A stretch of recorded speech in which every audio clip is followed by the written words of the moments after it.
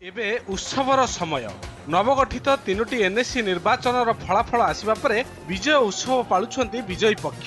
ବରଗଡ଼ ଜିଲ୍ଲାର ଅତାବିରା ଏନ୍ଏସିରେ ମ୍ୟାଚ୍ ରୋମାଞ୍ଚକର। 12ଟି ୱାର୍ଡ ବିଶିଷ୍ଟ ଏହି ଏନ୍ଏସିରେ କଂଗ୍ରେସ ହାତକୁ ଗଲା 6ଟି ଏବଂ ବିଜେଡି ପାଇଲା 6ଟି। ଏବେ ଏନ୍ଏସି ଚେୟାରମ୍ୟାନ୍ କିଏ ହେବେ ତାକୁ ନେଇ ଜୋରଦାର ଅଙ୍କକଷା ଆରମ୍ଭ ହୋଇଯାଇଛି। ଏପଟେ ଢେଙ୍କାନାଳ ଜିଲ୍ଲା ହିନ୍ଦୋଳରେ ବିଜେଡିକୁ ଧକ୍କା ଲାଗିଛି। ଏଠାକାର ମୋଟ 16ଟି ଆସନରୁ କଂଗ୍ରେସ 7ଟି ଜିତିଥିବା ବେଳେ ସ୍ୱାଧୀନ ପ୍ରାର୍ଥୀ ନେଇଛନ୍ତି 6ଟି। ବିଜେଡି 2ଟି ଓ ବିଜେପି ଗୋଟିଏ ଜିତିଛି। ଏମିତିକି ଏଠାକାର ବିଜେଡି ବିଧାୟିକା ତଥା ପୂର୍ବତନ ମନ୍ତ୍ରୀ ଅଞ୍ଜଳି ବେହେରାଙ୍କ ନିଜ ୱାର୍ଡରେ ବି ବିଜେଡି ହାରିଛି। ତେବେ ହିନ୍ଦୋଳରେ ବି କାହାକୁ ସଂଖ୍ୟା ଗରିଷ୍ଠତା ମିଳିନାହିଁ। ସେହିପରି ନୂଆପଡ଼ା ବିଧାନସଭା ଆସନ ବିଜେଡି ହାତରେ ଥିଲେ ମଧ୍ୟ ଏନ୍ଏସି ନିର୍ବାଚନରେ କଂଗ୍ରେସର ଜିତାପଟ ହୋଇଛି।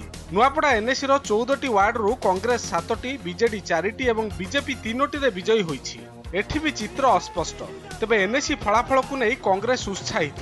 ବିଜେଡି କହିଛି ଫଳାଫଳର ସମୀକ୍ଷା କରାଯିବ। 3ଟି ଯାକ ଏନ୍ଏସିରେ 3 ତାରିଖରେ ମତଦାନ ପରେ ଗୁରୁବାର ଗଣତି ହୋଇଥିଲା।